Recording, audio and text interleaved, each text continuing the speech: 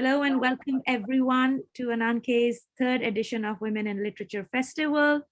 In our session today, we have the amazing Padma Shri awardee Rachel Thomas, and a little bit about Rachel Thomas. Rachel Thomas created history by being the first Indian woman to have skydived from 7,000 feet on the North Pole on 20th April 2002 to commemorate 150 years of Indian Railways. During the North Pole expedition, Ms. Thomas stayed on an iceberg for 6 days, where she skydived in minus 45, 55 degrees centigrade in harsh conditions.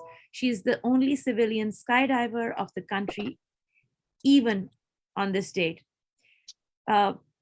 Ms. Thomas was honored by the Honorable President of Macedonia in 2002 after the North Pole jump. She also received the Air Chief's Commendation in 1992, Railway Minister's Award in 1993, National Adventure Award in 1994, Indira Gandhi Priyadarshini Award in 1995, and Limca Book Award awarded her the People of the Year Award in 2003. So welcome, Rachel. Thank you. Thank you for having me on the show. It's such a pleasure. I somehow, I think I mistook the date or something because I had a visa. I had to submit my Schengen visa. So I'm right at VFS, but it's a joy to take your call and to be part of this. It's an absolute pleasure. Thank you so much for doing this. I know how hectic and visa and all that. We're going to do the same. In a few days. So I know how crazy it can be. But tell me about your skydiving experience, and I ask you because I am so afraid of that. So tell me, how was it? Basically, way back in 1979, I was standing at a party in the army party. They were celebrating the para centers reunion. The centers day, the day the center was formed. And I really believe in this, that God has a plan for everyone. He has already planned our life. And why was I standing in that group? Why were they talking about skydiving? Why did the lady and her husband who was running the course just say, it's sad that no girls have joined? And how come being married and with 2 kids, I just said, can I join? So, I feel God has a bigger plan for us in our lives. So because of that, I just standing there in the group, I just asked him, can I join? I said, yes, be there at 5:30 in the morning. And there started a journey, totally a journey which has brought me this far. And now I need to correct you now. There are a lot of youngsters now. There are women in the forces who are skydiving, all the 3 forces, and also civilians who have joined. And they always say, we look up to you because you were the first. Absolutely. And, you were the trailblazer who, by doing what you did, by, at a time where, it was inconceivable, that was such a powerful moment. Walk us through what you felt after, doing that jump. How empowering was it? And did you know that you were creating this path for women? No, I never even knew. It didn't even dawn on me that I'm going to create history.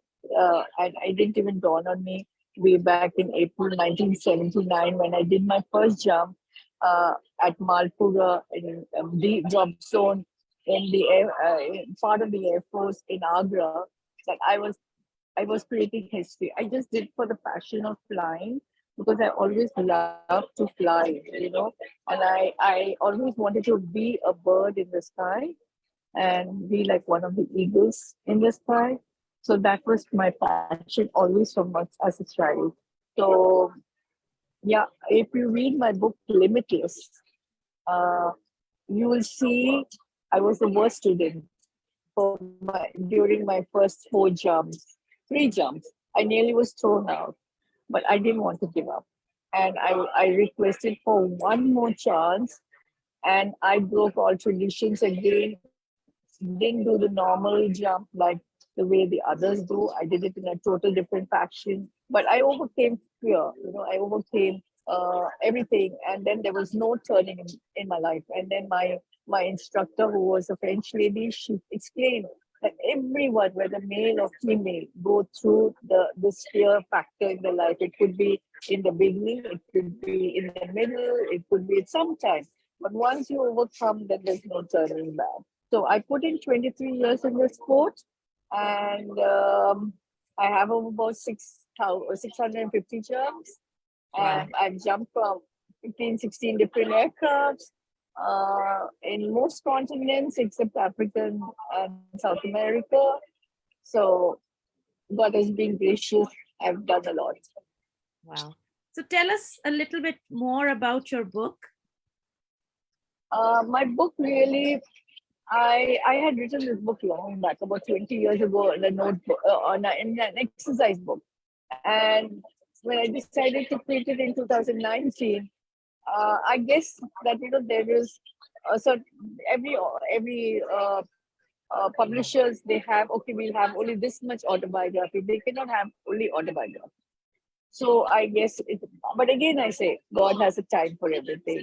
And I'm so happy that it was published by Readomania right here. It was released in January this year. And it was during a time when people are going through a lot of depression, people are going through a lot of anxiety. There's a lot happening with not only youngsters, with kids also, youngsters also. So I've written my book in such a fashion that a kid of 10, 12 to 15 to someone as old as 92 enjoyed my book. So it's done in that, and I put a lot of pictures in it with each chapter. So it was good. And I have written about my personal life also a bit, what I went through, the challenges I went through. People saying, "Ye to puri hai," when they saw me in a village, not thinking that I was a guy who was jumping out from the sky. Went for competitions. Then I realized that I've come against a wall where my career is concerned. So basically, I created history again. I did done everything possible in the sport. So I kind of put it down in black and white, thinking that, let people know that all this has been done for the country. So, which is a great thing. So, yeah, I feel that the book is nice, and I teach youngsters or through my book that nothing is impossible. If you have a dream, you can fulfill it. There is you have to believe in yourself. So my book is motivational, and it teaches you how to face a challenge and not to give up.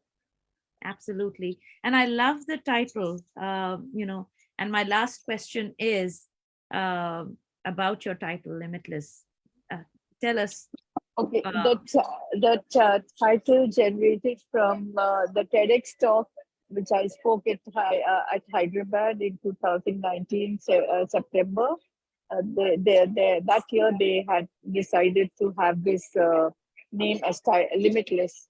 So I asked the organizers, can I use this title? And they were very happy. So I decided to use the name Limitless because I think the sky is limitless, the passions are limitless, your dreams are limitless, your journey is limitless, and there's nothing can stop you if so long you believe and trust in yourself. I never did, and really being honest, I don't want to be proud, but honestly, I never did anything to achieve. For me, even the Padma Shri was a surprise. Anything that came by was a surprise because I never did anything for those things. I just did it for happiness and enjoyment and my own personal happiness. My own journey. I just enjoy doing it. So that is the difference of.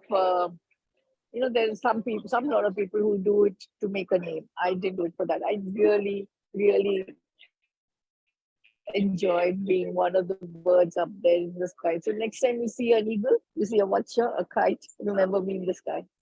I most definitely will. And that is the trait for trailblazers, that they don't do things for a name or for recognition. They just do it. And you have empowered, generations of women. So thank you so much, Rachel Thomas, for coming on board, amidst all the chaos, and doing I this.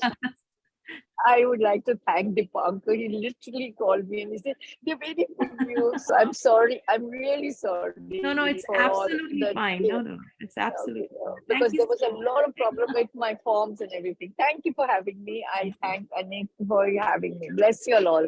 Thank you so much. Bye. Bye.